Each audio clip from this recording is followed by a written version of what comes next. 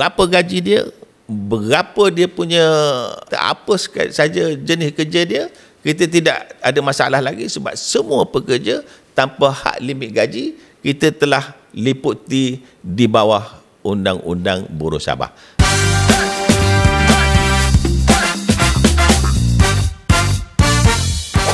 Assalamualaikum warahmatullahi wabarakatuh. Salam Malaysia Madani.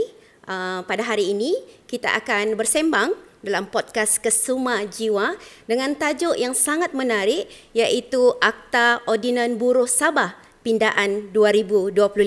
Dan untuk membincangkan topik pada hari ini, sudah tentu kita mendatangkan orang yang sangat arif tentang perkara ini. Tidak lain dan tidak bukan, kita memperkenalkan Wan Zulkifli Wan Setapa, Pengarah Tenaga Kerja Sabah. Selamat datang Tuan. Okay, selamat datang, terima kasih. Baik Tuan, kita teruskan. Sebagaimana yang kita ketahui bahawa Ordinan Buruh Sabah telah pun dipindah dan dikuatkuasakan mulai 1 Mei 2025. Jadi apakah sebenarnya objektif pindaan Ordinan Buruh ini Tuan? Silakan. Okay. Bismillahirrahmanirrahim. Assalamualaikum warahmatullahi taala wabarakatuh. Sebagaimana yang telah kita ketahui, Ordinan Buruh Sabah ni kita telah buat pindaan, dan pindaan ini telah berjalan dengan baik dan sempurna dengan mendapat sokongan sebulat suara daripada ahli-ahli parlimen, dan daripada situ telah diwartakan pada 25 hari bulan April dan telah dikuatkuasakan pada 1 Mei 2025 yang lalu, dan ini merupakan satu hadiah yang paling besar kepada pekerja-pekerja di negeri Sabah. Dan untuk kita melihat kenapa pindaan ini kita telah laksanakan, dia banyak perkara-perkara yang orang kata memberi manfaat kepada rakyat, kepada pekerja, kepada industri dan juga kepada negeri Sabah itu sendiri. Jadi tujuan yang paling utama kenapa pindaan ini kita buat ialah untuk meningkatkan hak-hak dan kebajikan golongan pekerja agar selari dengan standard perburuhan antarabangsa. Sebagaimana yang kita tahu, kita di negara Malaysia merupakan ahli kepada pertubuhan buruh antarabangsa, maka kita terikat dengan convention dan juga recommendation yang ditetapkan oleh International Labour Conference. Jadi sebab itulah pindaan ini merupakan satu perkara yang terbaik kepada kita untuk memastikan hak-hak dan kebajikan pekerja terutamanya di negeri Sabah ini adalah setaraf dengan apa yang diberikan dan disarankan oleh pihak International Labour Organization. Itu yang paling utama sekali. Dan yang kedua ialah kita nak memastikan keseragaman dari segi hak-hak dan juga kebajikan pekerja tersebut. Keseragaman ini penting kerana kita dalam satu negara yang sama di Malaysia tetapi mempunyai akta yang berbeza. Iaitu kita di Semenanjung kita ada Akta Kerja 1955. Tapi di Sabah kita ada Ordinan Buruh Sabah. Di Sarawak kita ada Ordinan Buruh Sarawak. Tapi kita nak pastikan juga walaupun kita mempunyai akta yang berbeza, tetapi keseragaman dari segi hak-hak dan kebajikan itu kalau boleh kita nak sama ratakan. Sebab itulah pindaan ini kita laksanakan. Itu yang kedua. Dan selain daripada itu, kita juga nak memastikan supaya kanak-kanak dan orang muda yang ada di negeri Sabah ini diberi perlindungan yang sewajarnya. Ini juga penting. Dan kita juga mengetahui salah satu daripada perkara ataupun elemen yang paling utama dalam memastikan hak pekerja ini ialah perumahan dan juga penginapan yang baik. Sebab itu jugalah pindaan pada kali ini bertujuan untuk memastikan bahawa pekerja-pekerja negeri Sabah ini juga mendapat hak mereka dari segi penginapan, perumahan dan juga kemudahan-kemudahan yang setara sebagaimana yang diperolehi di Semenanjung ini. Selain daripada itu, tujuan pindaan akta ini juga ialah kita nak memastikan bahawa kita memenuhi obligasi CPTPP itu, iaitu Comprehensive Progressive Agreement for Trans-Pacific Partnership. di mana Malaysia merupakan salah satu daripada negara ahli. Jadi kita sebagai negara ahli kepada CPTPP ini perlulah memastikan bahawa satu daripada syarat itu mesti membuat pindaan kepada Ordinan Buruh Sabah itu sendiri. Jadi Ordinan Buruh, bab buruh ini merupakan satu perkara yang penting dalam CPTPP. Sebab itu kita perlulah memastikan pindaan ini dilaksanakan agar Malaysia menjadi salah satu ahli yang telah memenuhi obligasi syarat CPTPP itu sendiri. Selain daripada itu, kita juga meratifikasikan perjanjian perdagangan bebas pada masa-masa hadapan dan pada masa-masa sekarang. Jadi kita harap dengan perjanjian-perjanjian free trade agreement seperti ini, salah satu perkara yang mereka lihat ialah berkenaan dengan bab buruh itu sendiri, iaitu fundamental principle and rights at work. Ini yang paling penting. 4 perkara yang ini yang paling penting sekali. Salah satu daripadanya ialah berkenaan dengan pindaan dari segi akta-akta yang berkaitan dengan perburuhan. Sebab itulah juga pindaan ini bertujuan untuk memastikan obligasi-obligasi di peringkat free trade agreement antara Malaysia dengan negara-negara lain itu dapat kita laksanakan dengan baik dan sempurna. Dan tujuan pindaan yang seterusnya ialah kita nak memastikan bahawa produktiviti akan meningkat. Dan perkara ini telah pun dapat dibuktikan dengan baik dan sempurna, dan dengan produktiviti yang meningkat ini sudah pasti aspirasi untuk mencapai Sabah Maju Jaya akan dapat kita perolehi.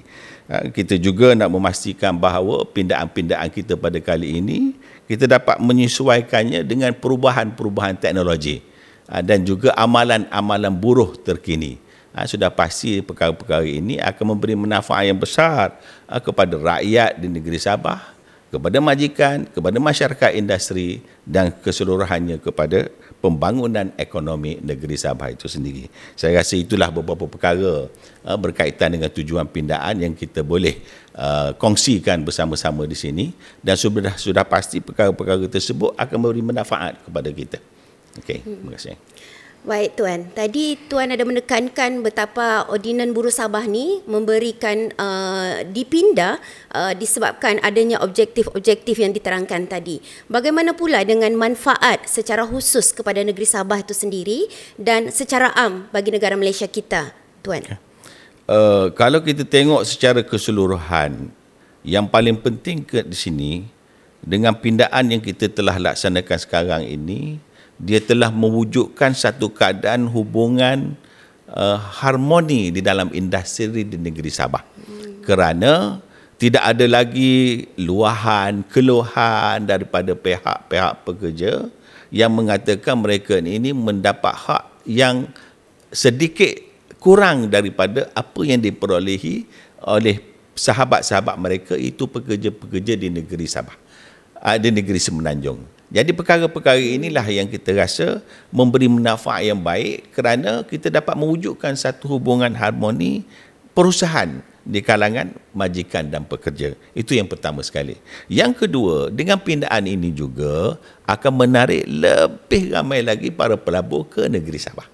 Kerana tujuan pindaan ini ialah untuk memastikan para pelabur itu jelas dengan perkara-perkara yang perlu mereka patuhi.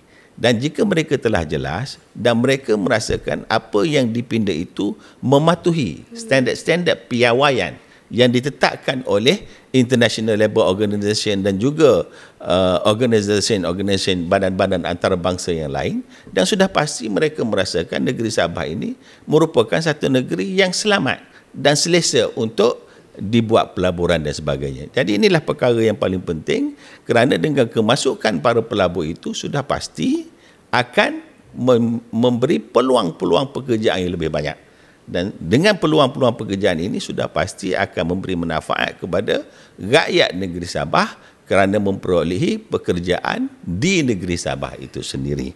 Dan seterusnya, faedah yang kita dapat lihat di sini ialah bagi memastikan pematuhan kepada undang-undang oleh majikan dapat kita tingkatkan. Ini juga penting. Ini juga penting kepada kita kerana kita nak supaya majikan ini faham bahawa pindaan ini bertujuan untuk memastikan minimum requirement itu dapat diperolehi oleh pekerja.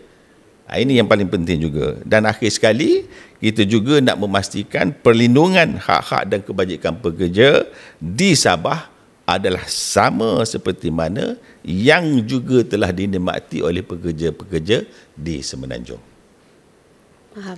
Beruntung orang Sabah, beruntung negeri Sabah. Baik Tuan, saya difahamkan Ordinan Buruh Sabah ni sebenarnya baru pertama kali dipindah sejak 20 tahun. 20 tahun baru ada pindaan sebanyak satu kali sahaja. Jadi sebenarnya apakah perkara-perkara utama yang dimasukkan di dalam pindaan Ordinan Buruh Sabah ini Tuan? Okay.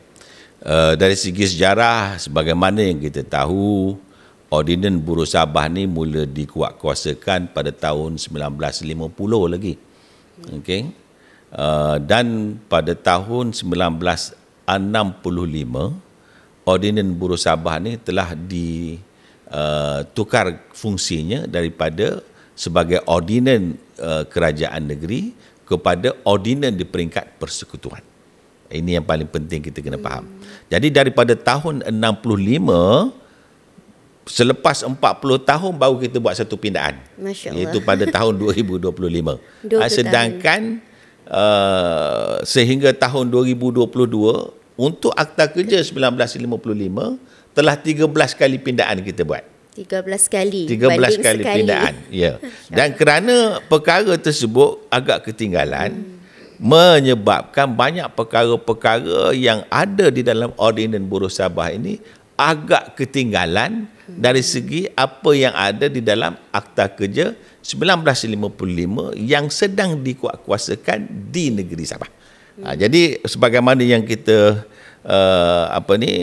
maklum bahawa banyak perkara-perkara yang telah kita buatlah dalam pindaan pada kali ini, dan pindaan yang paling besar yang kita buat ni melibatkan 24 perkara yang utama. Dan 24 perkara yang utama itu melibatkan 70 fasal. 70 fasal ini pula melibatkan 130 section. Dan daripada 130 section itu, untuk makluman kita semua, Ordinan Buruh Sabah ini dia adalah 3 dalam 1. 3 dalam 1 ni maksud dia apa? Ordinan Buruh Sabah, dalam Ordinan Buruh Sabah ada Akta Kerja 1955. Dalam Ordinan Buruh Sabah ada Akta Minimum Standard Perumahan dan Penginapan Pekerja. Dalam Ordinan Buruh Sabah juga ada Akta Kanak-kanak dan Orang Muda. Itu yang kita maksudkan 3 dalam 1. Maknanya beratnya Akta Ordinan Buruh Sabah ini yang kita kuatkuasakan di negeri Sabah. Tapi untuk makluman bahawa daripada 130 section yang kita buat pindaan ini, 72 section adalah melibatkan Akta Kerja 1955, 51 section melibatkan Akta Standard Minimum Perumahan, dan juga 7 section melibatkan Akta Kanak-kanak dan Orang Muda. Dan sebagaimana yang telah Puan Asriah maklumkan tadi, selepas 2005, 2025 baru kita buat pindaan. Jadi 2025 kita buat pindaan, mana 20 tahun dah kita tak buat pindaan. Jadi dengan 20 tahun kita tak buat pindaan tu, banyak section-section baru yang kita masukkan. Section-section baru yang kita masukkan adalah sebanyak 23 peruntukan baru yang kita telah masukkan. Dan kita juga telah buat 41 section untuk kita strukturkan semula. Dan juga 6 section kita mansuhkan terus. Kerana perkara itu dah obsolete, dah tidak lagi sesuai dengan pelaksanaan pentadbiran perburuhan pada masa sekarang. Jadi untuk perkara-perkara lah yang saya boleh senaraikan beberapa yang paling utama pindaan-pindaan tersebut ialah, pertama sekali kita buat pindaan terhadap tafsiran-tafsiran. Kerana tafsiran ni tafsiran tahun 1950 lagi. Jadi beberapa tafsiran yang kita buat itu, pertama sekali, contohlah saya bagi kat sini, confinement. Confinement kalau dulu, kalau nak lahirkan anak, mestilah syarat dia melebihi 28 minggu. Baru layak dapat allowance dan cuti bersalin. Tapi tengok sekarang ni 22 minggu pun kalau melahirkan anak selamat dan sebagainya. Ada dah lahirkan anak dengan baik dan sempurna. Jadi kita kena ubah daripada 24 minggu syarat kelayakan kita turunkan kepada 22 minggu. Inilah beberapa pindaan yang kita buat untuk memberi kebaikan kepada pekerja. Lain pada itu apprenticeship. Okay, apprenticeship contract kalau dulu 2 tahun panjang. 2 tahun panjang sebab sekarang banyak kos-kos yang pendek dan sebagainya akan memberi manfaat kepada pekerja. Jadi daripada 2 tahun kita kurangkan pindaan dia menjadi 6 bulan. Ini perkara-perkara yang kita buat pindaan. 70 fasal kita buat pindaan. Melibatkan 130 session. Dan kita juga ada buat pindaan-pindaan lain. Contoh je tempoh rayuan. Kita di Mahkamah Buruh. Okay, di Mahkamah Buruh, kalau kita dah keluarkan satu perintah, mungkin pihak majikan ataupun pihak pekerja tidak bersetuju dengan perintah tersebut. Jadi kalau dia tak bersetuju, apa yang perlu mereka buat ialah mereka perlu buat rayuan. Jadi kalau dulu hanya 14 hari je kita buat rayuan. Jadi kita panjangkan sikit sebab tempoh 14 hari itu mungkin terlalu pendek kepada pihak penuntut ataupun pihak kena tuntut untuk buat rayuan, maka kita tambah kepada 21 hari. Selain daripada itu, kelayakan cuti bersalin. Ini yang memang famous lah. Kelayakan cuti bersalin, sebagaimana yang kita tahu, kalau dulu sebelum pindaan kita hanya ada 60 hari saja. Okay, kalau ada 60 hari, tapi di Semenanjung mereka telah menikmati 98 hari. Kenapa kita tukar kepada 98 hari ini? Sebab itu adalah setaraf dengan apa yang dibuat oleh convention yang dibuat oleh International Labour Organization. Ini juga kita buat pindaan. Dan selain pada itu ada beberapa isu berkaitan dengan human rights yang kita buat pindaan. Contohnya diskriminasi. Diskriminasi di tempat pekerjaan. Dulu kita tidak ada elemen-elemen ni. Kalau ada pun berkaitan dengan pekerja tempatan dengan pekerja asing. Contohnya pekerja tempatan tak puas hati dengan gaji yang diberikan oleh pekerja asing lebih tinggi, contoh dia. Ataupun pekerja asing tak bersetuju dengan hak-hak yang diberikan oleh pekerja tempatan lebih banyak. Maka itu boleh dilaporkan kepada pengarah Jabatan Tenaga Kerja Negeri Sabah. Tapi sekarang ini elemen diskriminasi itu kita telah perluaskan lagi. Contoh dianya jika melibatkan agama, melibatkan bangsa, melibatkan perkara-perkara yang lain selain daripada itu seperti anggota tubuh badan dan sebagainya. Jadi perkara-perkara inilah akan memberi manfaat kepada negeri Sabah hasil daripada pindaan ini. Selain pada itu, kita ada juga banyak pindaan lain. Of course, 70 fasal yang kita buat pindaan. Dan saya rasa itulah sedikit sebanyak. Kalau Puan Asriah ada spesifik untuk ditanya dalam perkara-perkara ini, bolehlah saya sampaikan selepas ini. Baik Tuan, saya sebenarnya tertarik dengan yang 20 tahun tadi. Berbalik kepada tempoh yang agak lama tu. Persoalannya sekarang ni, kenapa Kesuma mengambil masa 20 tahun, tempoh yang agak panjang untuk meminda Ordinan Buruh Sabah ni Tuan? Mungkin boleh diperjelaskan? Okay, boleh. Sebenarnya kita tidak mengatakan kenapa Kesuma mengambil masa yang panjang. Sebab tanggungjawab untuk membuat pindaan ini bukan terletak di bahu Kesuma sahaja. Faham. Ini yang kita kena faham, okey?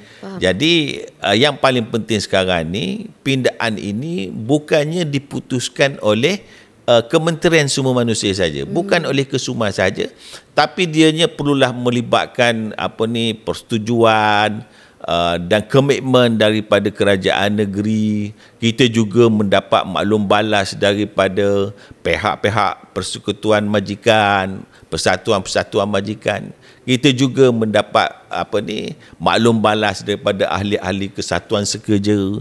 Kita juga membuat libat urus dengan orang-orang ramai, ahli-ahli akademik dan sebagainya.